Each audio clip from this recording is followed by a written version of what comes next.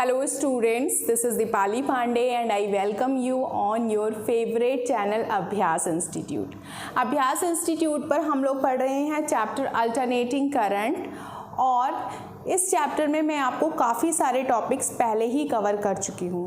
आज हम लोग डिस्कस करने वाले हैं कि LCR सर्किट में रेजोनेंस की कंडीशन क्या होती है। तो बच्चों, रेजोनेंस एक बहुत इम्पॉर्टेंट टॉपिक है जो कि LCR सर्किट से कनेक्टेड है।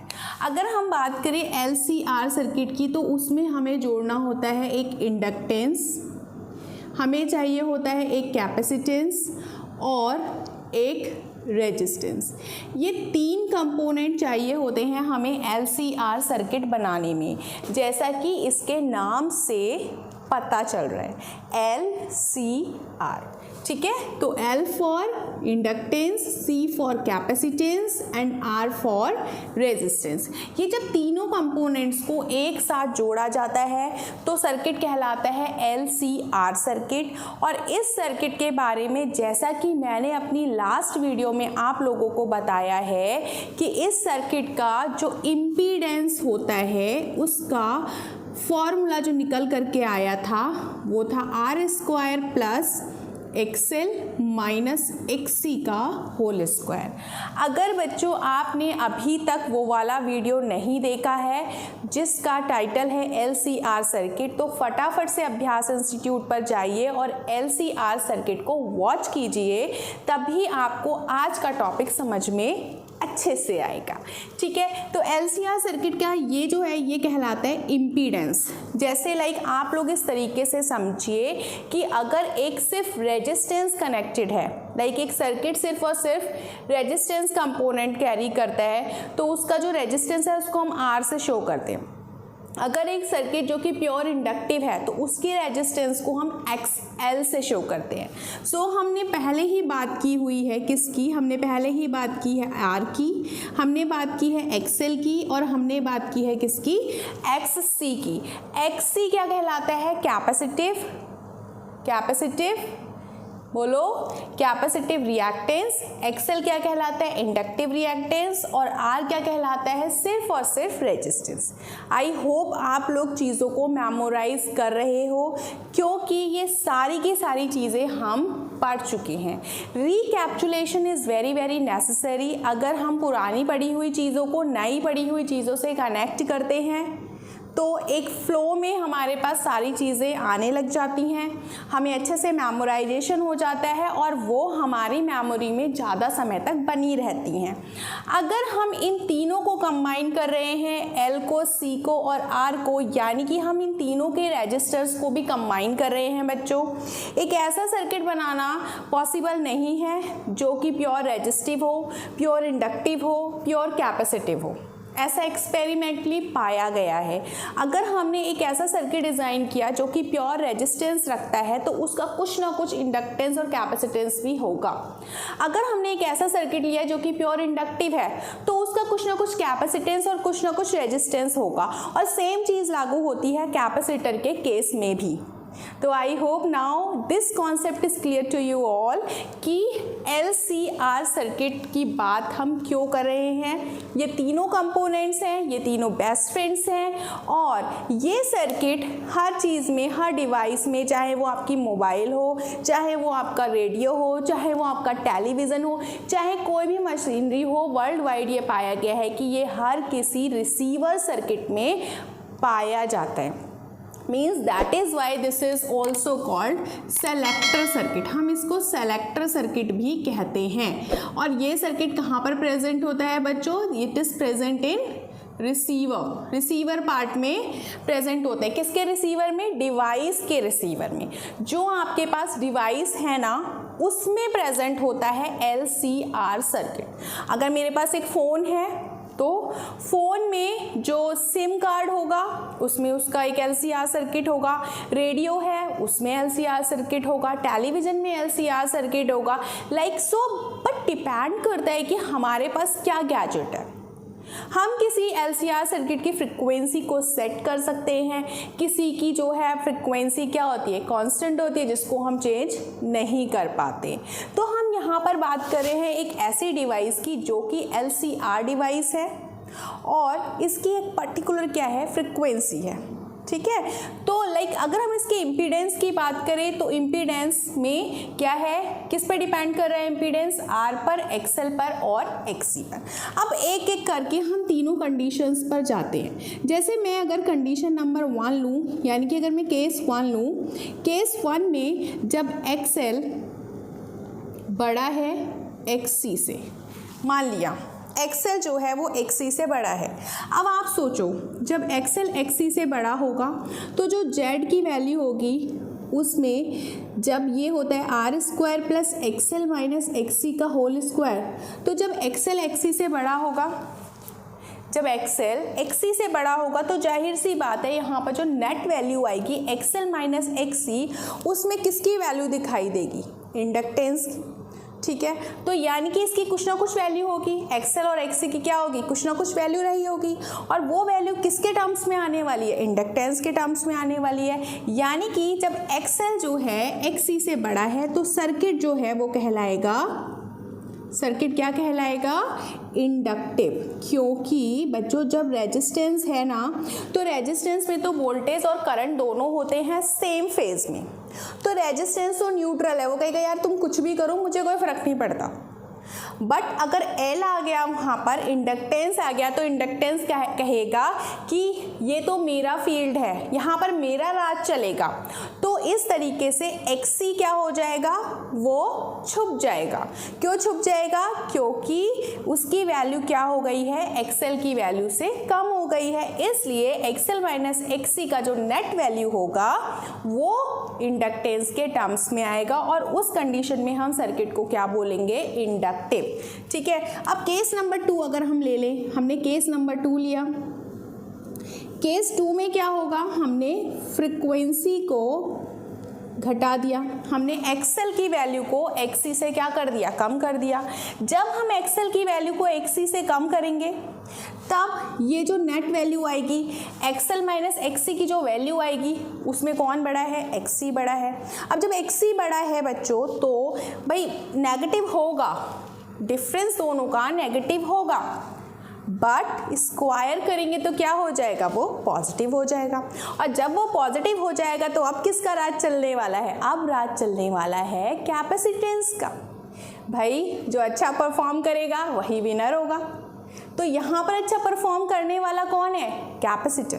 तो यहाँ पर अगर एक्सएल एक्ससी से छोटा होता है इन केस, तो सर्किट किसकी तरह बिहेव करेगा, सर्किट बिहेव करेगा किसकी तरह, कैपेसिटिव। तो सर्किट हो जाएगा कैपेसिटिव। ठीक है, आ जाओ केस नंबर 3 पे।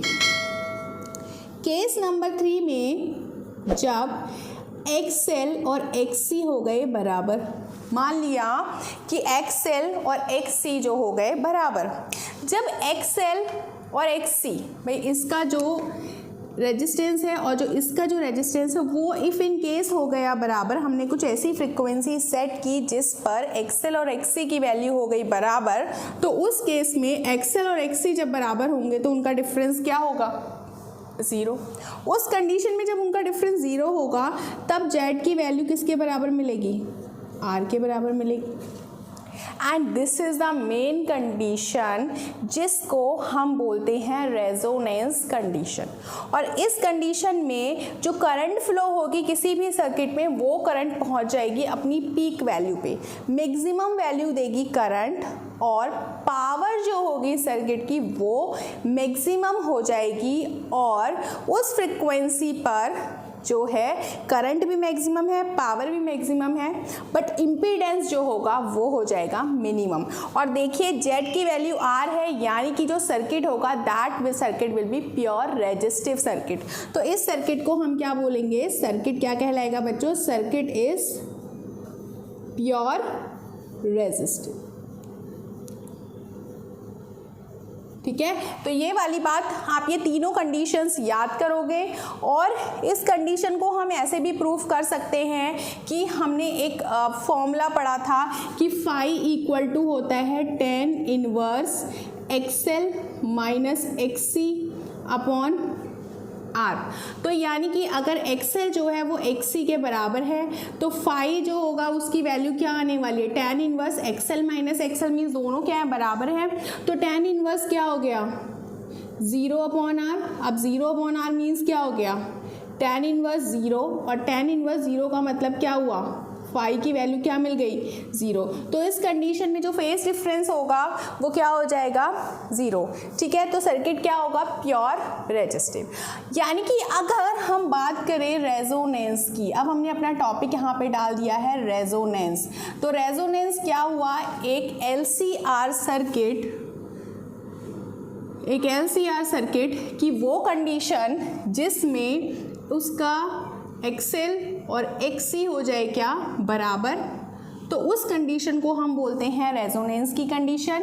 तो एक्सएल की जो वैल्यू होती है उसको हम ओमेगा एल लिख सकते हैं, एक्सी की वैल्यू को हम 1/ओमेगा c लिख सकते हैं, यानी कि omega square is equal to 1/LC, यानी कि omega is equal to 1/√LC। So यानी कि जब एनी हाउ हम किसी भी सर्किट में एक ऐसी फ्रिक्वेंसी सेट करें, हम उसका C एक ऐसा सेट करें कि जिसमें एक्सएल और एक्सी आपस में बराबर हो जाए, तो एक ऐसी फ्रिक्वेंसी आएगी। तो उस फ्रिक्वेंसी की अगर वैल्यू 1/√LC के बराबर है तो उस कंडीशन में सर्किट क्या कहलाएगा, रेजोनेंस कंडीशन में कहलाएगा। और उस कंडीशन में अगर हम फ्रिक्वेंसी, ये एंगुलर फ्रिक्वेंसी हो गई भाई, इसको हम लिख सकते हैं 2πf। तो 2πf is equal to 1/√LC, यानी कि f is equal to 1/2π√LC। So इस कंडीशन में जो फ्रिक्वेंसी होगी, ये दोनों ही फ्रिक्वेंसी इसके फॉर्मूले हैं, ये एंगुलर फ्रिक्वेंसी हो गया, ये फ्रिक्वेंसी हो गया। मतलब अब एनी हाउ अगर हमारे पास जो डिवाइस है उसकी हम फ्रिक्वेंसी को इस वैल्यू के बराबर सेट कर दे, तो उस कंडीशन में जो हमारी डिवाइस है उसमें करंट मैक्सिमम फ्लो होने लगेगा, उसकी पावर मैक्सिमम हो जाएगी, उसका इम्पीडेंस मिनिमम हो जाएगा। तो उस कंडीशन को हम बोलेंगे क्या, रेजोनेंस की कंडीशन। यानी कि फ्रिक्वेंसी क्या हो जाएगी भाई, यहाँ पर जो फ्रिक्वेंसी हो रही है वो रेजोनेंस फ्रिक्वेंसी कहला रही है। ठीक है, और यहाँ पर जो करंट हो रही है सर्किट में, करंट क्या हो जा रही है, मैक्सिमम फ्लो हो रही है रेजोनेंस की कंडीशन में। पावर कैसे बढ़ रही है भाई, पावर क्या होती है, I²R होती है। अब पावर जो है वो डिपेंड करती है किस पे, करंट पर। अब करंट क्या हो रही है सर्किट में, मैक्सिमम फ्लो हो रही है भाई। तो करंट जब मैक्सिमम फ्लो हो रही है तो पावर भी क्या होगी, पावर भी मैक्सिमम फ्लो होगी। और इम्पीडेंस जो होगा वो हो जाएगा मिनिमम। यानी कि अगर हम करंट की बात करें बच्चों, तो करंट किस पे डिपेंड करती है, E0/Z पर। तो अगर Z मिनिमम हो गया, अगर Z मिनिमम हो गया सर्किट में, अगर Z मिनिमम हो गया एनी हाउ, तो एनी हाउ का मतलब क्या है, जब इंडक्टेंस और कैपेसिटेंस दोनों का रिएक्टेंस आपस में बराबर हो गया, उस कंडीशन में जो करंट होगी वो डिपेंड करेगी किस पर, Z पर। अब Z की वैल्यू अगर मिनिमम हो गई तो करंट क्या हो जानी है, मैक्सिमम। तो सर्किट में करंट मैक्सिमम फ्लो होगी और उस फ्रिक्वेंसी को हम बोलेंगे रेजोनेंस फ्रिक्वेंसी।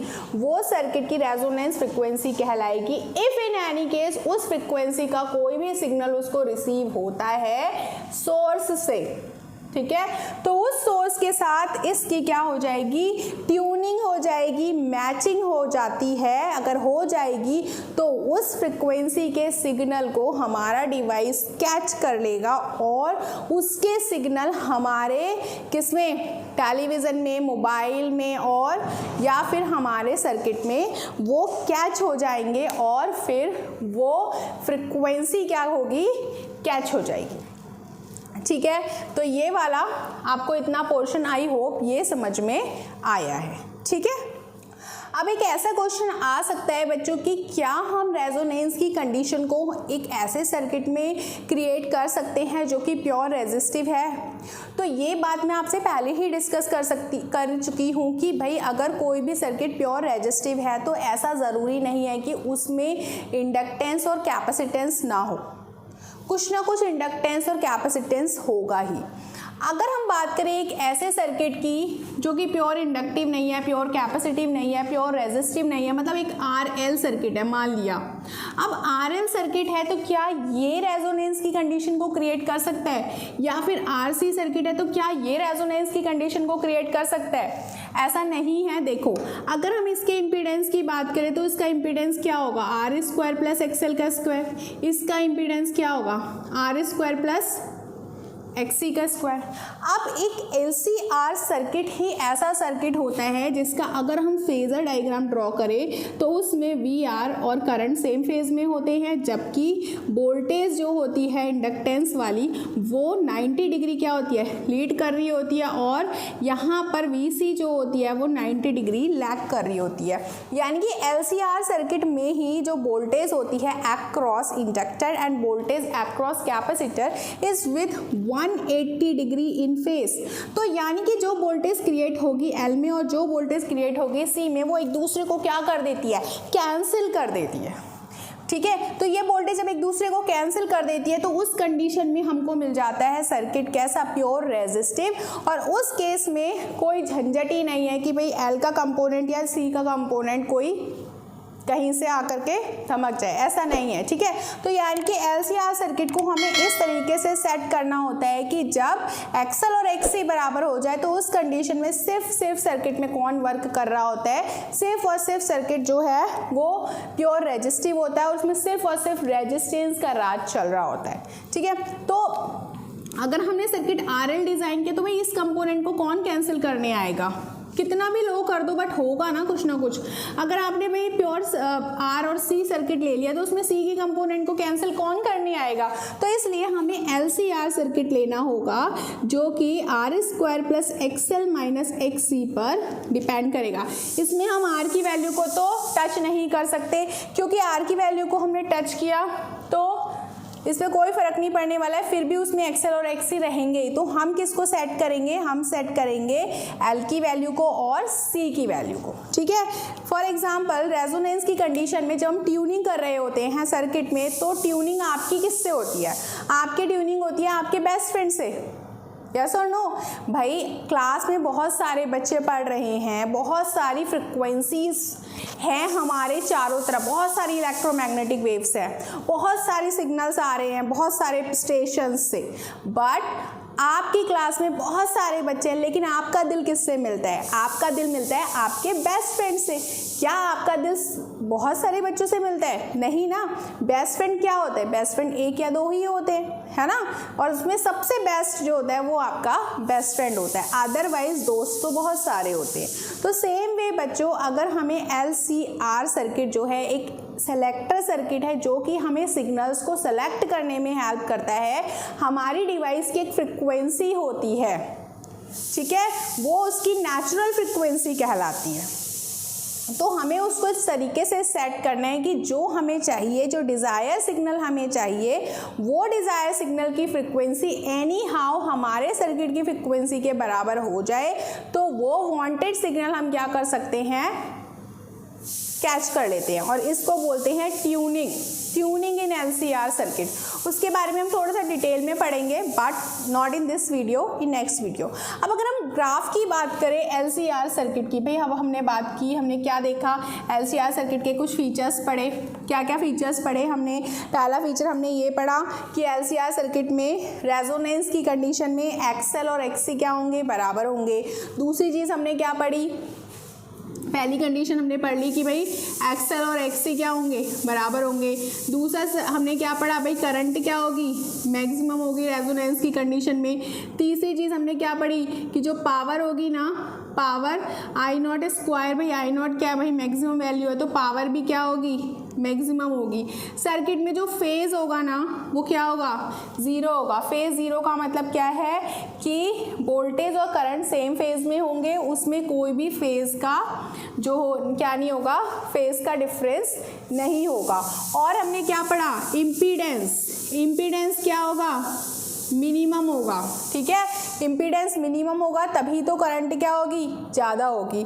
और सर्किट कैसा होगा, प्योर रेजिस्टिव होगा, ठीक है। तो सर्किट प्योर रेजिस्टिव होगा, यानी कि सर्किट में किसका राज चलने वाला है, रेजिस्टेंस का। अब देखो हमने एक ग्राफ ड्रॉ किया, मान लिया ये हमने ग्राफ ड्रॉ किया, यहाँ पर हम फ्रिक्वेंसीज दिखा रहे हैं और यहाँ पर हम क्या दिखा रहे हैं, करंट दिखा रहे हैं। तो वी नो कि भाई रेजोनेंस की कंडीशन में इम्पीडेंस क्या हो जाता है, मिनिमम, और करंट क्या हो जाती है, मैक्सिमम। तो उस फ्रिक्वेंसी को हम रेजोनेंस फ्रिक्वेंसी बोलेंगे। तो हमने मान लिया कि वो फ्रिक्वेंसी ओमेगा नॉट है, तो ओमेगा नॉट पे जो करंट की जो वैल्यू मिल गई वो हो गई मैक्सिमम। तो हमने मान ली करंट की वैल्यू क्या हो गई, ये हो गई मैक्सिमम। नाउ इस वैल्यू पे इम्पीडेंस क्या हो जाएगा, मिनिमम, और हमें यहाँ पर करंट की पीक वैल्यू मिल गई। नाउ व्हाट विल हैपन, इस फ्रिक्वेंसी पर हमारा जो एक्सएल है और जो हमारा एक्सी है वो क्या है, आपस में बराबर है, ठीक है। ये हमारा केस 1 हो गया। अभी मैंने इससे पहले भी मैंने आपको बताया है ये बात, ठीक है। नाउ अब हमने क्या किया, हमने एक्सएल की वैल्यू को बढ़ाना शुरू किया। हमने एक्सएल की वैल्यू को बढ़ाना शुरू किया, हमने एक्सएल को क्या कर दिया, बढ़ा दिया। और जब हमने एक्सएल की वैल्यू को बढ़ा दिया तो एक्सी की वैल्यू क्या हो गई, कम हो गई, ठीक है। एक्सी की वैल्यू क्या हो गई, कम। अब बताओ एक्सएल जो होता है वो क्या होता है, फ्रिक्वेंसी के साथ। अगर हम फ्रिक्वेंसी को बढ़ाएंगे या हम ओमेगा को बढ़ाएंगे, चलो बच्चों अगर हमने ओमेगा को बढ़ाया तो एक्सएल क्या होगा, बढ़ेगा, ठीक है। अगर हमने ओमेगा को बढ़ाया, क्योंकि एक्सएल क्या होता है, एक्सएल इज ओमेगा एल, तो अगर हमने ओमेगा को बढ़ा दिया तो एक्सएल क्या हो गया, बढ़ गया। बहुत प्यार करता है ना एक्सएल ओमेगा से, तो अगर हमने ओमेगा को बढ़ाया तो एक्सएल क्या हो गया, बढ़ गया, ठीक है। बट एक्सी जो होता है ना वो एंटी होता है। एक्सी क्या होता है, 1/ओमेगा सी। अगर हमने फ्रिक्वेंसी को बढ़ाया तो एक्सी क्या हो जाएगा भाई, अगर हमने फ्रिक्वेंसी को बढ़ाया तो एक्सी क्या हो जाएगा, फ्रिक्वेंसी को हमने बढ़ाया तो एक्सी क्या हो जाएगा, कम हो जाएगा। दोनों एंटी है, नहीं पसंद करते, नहीं मिलती दोनों की ट्यूनिंग, ठीक है। तो हमने अगर फ्रिक्वेंसी को घटा दिया तो एक्सी बढ़ जाएगा, फ्रिक्वेंसी को बढ़ाया तो एक्सी क्या हो जाएगा, कम हो जाएगा, ठीक है। नाउ यहाँ पर हमने क्या किया, अब आपको इतनी सी बात समझ में आई, मतलब एक्सी की वैल्यू क्या हो जानी है, कम हो जानी है, और इसकी वैल्यू क्या हो जानी है, ज़्यादा हो जानी है। यहाँ पे कंफ्यूज मत होना बच्चों, मैंने ये लिखा है कि भाई मैंने यहाँ पर फ्रिक्वेंसी को क्या कर दिया, बढ़ा दिया, ठीक है। अगर मैं फ्रिक्वेंसी को बढ़ाऊंगी तो मैं यहाँ पे ऐसा साइन लगा देती हूँ, आप लोग कंफ्यूज मत होना। फ्रिक्वेंसी को बढ़ा दिया तो एक्सी क्या हो गया, कम हो गया। अब बताओ एक्सएल माइनस एक्सी की वैल्यू पॉजिटिव होगी या नेगेटिव होगी। फ्रिक्वेंसी को अगर हम बढ़ा रहे हैं ना, फ्रिक्वेंसी को अगर हम बढ़ा रहे हैं तो एक्सएल माइनस एक्सी की वैल्यू पॉजिटिव आएगी ना। मतलब आई वांट टू से कि भाई अगर ये ऑरिजन है तो इस साइड में सारी पॉजिटिव वैल्यूज़ होती है, इस साइड में सारी नेगेटिव वैल्यूज़ होती है।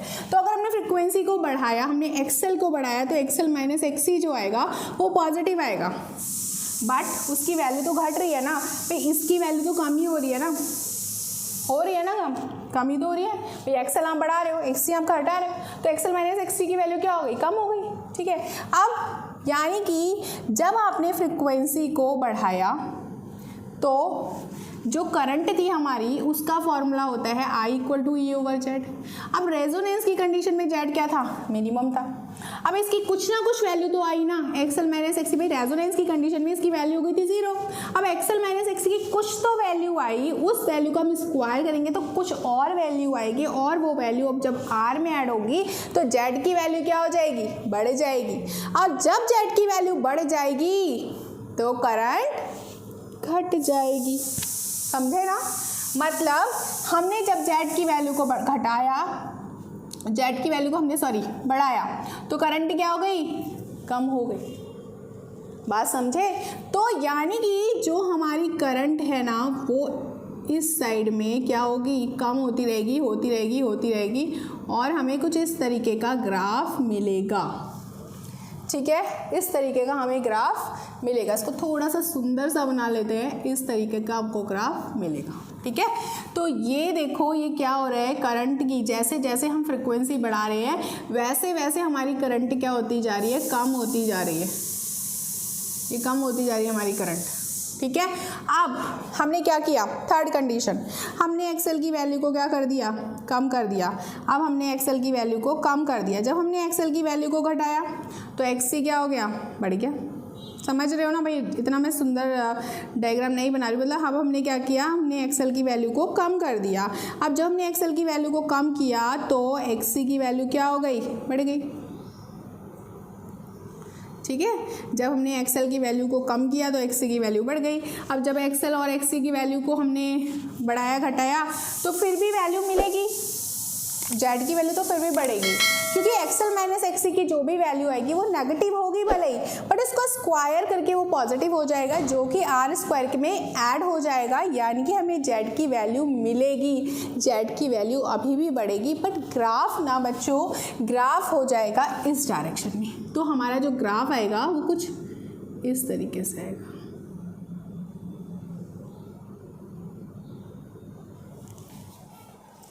करंट फ्लो हो रही है सर्किट में, बट बहुत कम, मतलब जैसे जैसे हम फ्रिक्वेंसीज को बढ़ा और घटा रहे हैं ना लेफ्ट और राइट में, तो करंट फ्लो हो रही है, सबके सिग्नल कैच हो रहे हैं। एलसीआर सर्किट में सबके सिग्नल कैच हो रहे हैं, बट जरूरी नहीं है सब सारे सिग्नल्स के लिए करंट जो मैक्सिमम फ्लो, सिर्फ एक सिग्नल के लिए करंट क्या होगी, मैक्सिमम फ्लो होगी। ठीक है, तो इस तरीके से हमारे अब अगर हम फ्रिक्वेंसी बढ़ाते रहें तो एक कंडीशन ऐसी आएगी जहाँ पर करंट जो है वो अपनी मैक्सिमम वैल्यू का 1/√2 टाइम्स हो जाएगी। And same this side current क्या होगी, अपनी मैक्सिमम वैल्यू का 1/√2 टाइम्स हो जाएगी। यानी कि यहाँ तक की जो फ्रिक्वेंसीज होंगी ना, वो हमारी डिवाइस बहुत प्यार से, मतलब कह सकते हो कि क्लास में 40 बच्चे हैं तो 40 बच्चों में से मुझे 8 बच्चों के साथ रहना पसंद है, वो मेरे गुड फ्रेंड्स हैं, मैं उनके साथ खाने की शेयरिंग कर सकती हूँ, मैं उनके साथ घूम सकती हूँ, मैं उनके साथ अपनी बातें शेयर कर सकती हूँ। बट उनमें से एक फ्रेंड ऐसा है जो कि मेरा बहुत ही क्लोज फ्रेंड है, मेरा बेस्ट फ्रेंड है। मैं सारी बातें उन सबके साथ शेयर नहीं कर सकती जो मैं उस एक फ्रेंड के साथ कर सकती हूँ। सो इन द सेम मैनर यहाँ से लेकर यहाँ तक की, मीन्स ये जो वैल्यू है ना, यहाँ तक की जो वैल्यूज़ है, ये यहाँ तक की फ्रिक्वेंसीज़ के सिग्नल जो हैं वो हमारा जो सेलेक्टर सर्किट है, जो हमारा LCR सर्किट है, वो उनको बहुत अच्छे से कैच करेगा, बहुत अच्छे से उनकी करंट पास होगी सर्किट में। बट इस वाले करंट के लिए, इस वाली फ्रिक्वेंसी के लिए भाई मैक्सिमम वैल्यू होगी। तो हमने सपोज कर लिया कि भाई ये जो ये है ना, ये फ्रिक्वेंसी ω1 है, ये मान लिया क्या है, ω2 है। ω1 के लिए जो करंट पास हो रही है LCR सर्किट में, वो मैक्सिमम करंट का 1/√2 टाइम्स है। ω2 के लिए जो करंट पास हो रही है वो भी 1/√2 टाइम्स है। तो ये जो डिफरेंस है, ये जो डिफरेंस है ω2 माइनस ω1, इसको बोलते हैं बैंडविड्थ। ये बैंडविड्थ कहलाती है LCR सर्किट की। कहने का सेंस ये है कि यहाँ से लेकर यहाँ तक की फ्रिक्वेंसीज़ के जो सिग्नल हैं वो LCR सर्किट में अच्छे से पास हो रहे हैं। मतलब आप ω1 से लेकर के ω2 तक की जब ट्यूनिंग करते हो तो इस रेंज की जो सर्किट्स हैं उनकी जो पावर है ना, वो यहाँ की पावर का हाफ होती है। वो कैसे, वो प्रूफ कर लेते हैं भाई। रेजोनेंस की कंडीशन में, एट रेजोनेंस, मैंने आपको बता दिया रेजोनेंस की कंडीशन में बच्चों कितनी करंट पास हो रही है सर्किट में, मैक्सिमम, क्योंकि वो P = I² R है ना। बट यहाँ पर ω1 में P जो होगा वो मान लिया अभी P' है, तो P' क्या हो जाएगा, करंट कितनी पास हो रही है यहाँ पे, ठीक है। I मैक्सिमम लिख दो, I0 लिख दो, कुछ भी लिख दो, चलो I मैक्सिमम ही लिख देते हैं, /√2, उसका /√2 है स्क्वायर R, तो ये हो गया I मैक्सिमम स्क्वायर /2R, ठीक है। तो यहाँ पर I मैक्सिमम स्क्वायर R क्या है, ये P मैक्सिमम है। तो यानी कि जो पावर होगी ना वो मैक्सिमम पावर का हो जाएगी 1/2।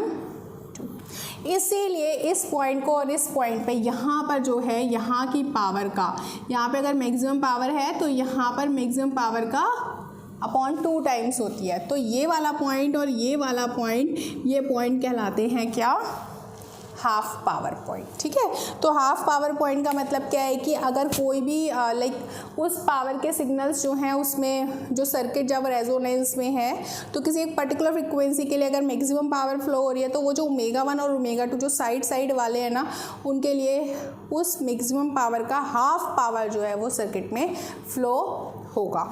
ये सारी चीज़ें हम बहुत डिटेल में डिस्कस करने वाले हैं। हम क्वालिटी फैक्टर को डिस्कस करने वाले हैं, हम शार्पनेस ऑफ रेजोनेंस को डिस्कस करने वाले हैं। एक चीज़ और बहुत इंपॉर्टेंट यार, जब Z की वैल्यू R हो गई है XL और XC में, ठीक है, तो यहाँ पर जब हमें इस तरीके का ग्राफ मिल गया है, अब रोल शुरू होता है किसका, अब रोल शुरू हो जाता है R का। अब R कहता है यार मैं भी तो एग्जिस्ट करता हूँ भाई, मुझे भी तो अपनी प्रेजेंस दिखाने का अधिकार है। अच्छा तो चलो भाई तुम भी प्रेजेंस दिखाओ। तो हमने कुछ इस तरीके से अपना ग्राफ बनाया था, ये हमारा ग्राफ हो गया था, ये हमारा ग्राफ हो गया। अब इस ग्राफ में क्या हो रहा है, एक्चुअली में हमने मान लिया कि हमने R की वैल्यू को, करंट का फॉर्मूला क्या है, E अपॉन Z, और Z किसके बराबर है, R के बराबर है। अगर R मिनिमम होगा, R अगर मिनिमम होगा तो करंट क्या होगी, मैक्सिमम होगी। अगर हमने मान लिया R1 R2 R3, हमने कोई 3 वैल्यू ले ली, ठीक है, हमने मान लिया R1 बड़ा है, R2 उससे छोटा है और R3 सबसे छोटा है। तो R1 जब बहुत ज़्यादा है तो हमारा जो ग्राफ होगा भाई उसमें करंट की वैल्यू क्या होगी, भाई R अगर बढ़ गया तो करंट क्या हो गई, कम हो गई। तो हमारा ग्राफ कुछ इस तरीके से बन सकता है,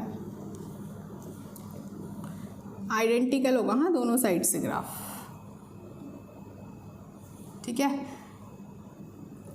नाउ अगर हमने R की वैल्यू को बढ़ा दिया तो करंट जो होगी वो थोड़ी सी बढ़ जाएगी सर्किट में, ठीक है, तो करंट थोड़ी सी बढ़ जाएगी। अगर हमने R की वैल्यू को और कम कर दिया तो करंट हमें मैक्सिमम मिलेगी। तो यानी कि सबसे R3 पे हमें ये मिलेगी, R2 पे हमें ये मिलेगी, R1 पे हमको ये मिलेगी। यानी कि जितना कम रेजिस्टेंस होगा, यानी कि अगर आप एक ऐसा सर्किट खरीद रहे हो, एक ऐसा LCR सर्किट ले रहे हो जिसका रेजिस्टेंस मिनिमम है, जिसका रेजिस्टेंस कम है, उसमें करंट बहुत अच्छे से पास हो पाएगी। और अगर आप एक ऐसा सर्किट ले रहे हो जिसका रेजिस्टेंस क्या है, ज़्यादा है, तो उसमें करंट कम पास होगी। तो ये सारी बातों को हमें ध्यान रखना है, हमें भूलना नहीं है। मैंने जो भी आज आपको पढ़ाया, रेजोनेंस आप बहुत इंपॉर्टेंट टॉपिक है, इसको आप बहुत अच्छे से पढ़ करके जाए। तो कनेक्टेड रहिए अभ्यास इंस्टीट्यूट से। अगर आपको वीडियो अच्छी लगे तो इसको शेयर करना ना भूलिए और मेरे चैनल को प्लीज़ शेयर कीजिए। सो मिलते हैं अगली वीडियो में, तब तक के लिए टेक केयर, बाय बाय।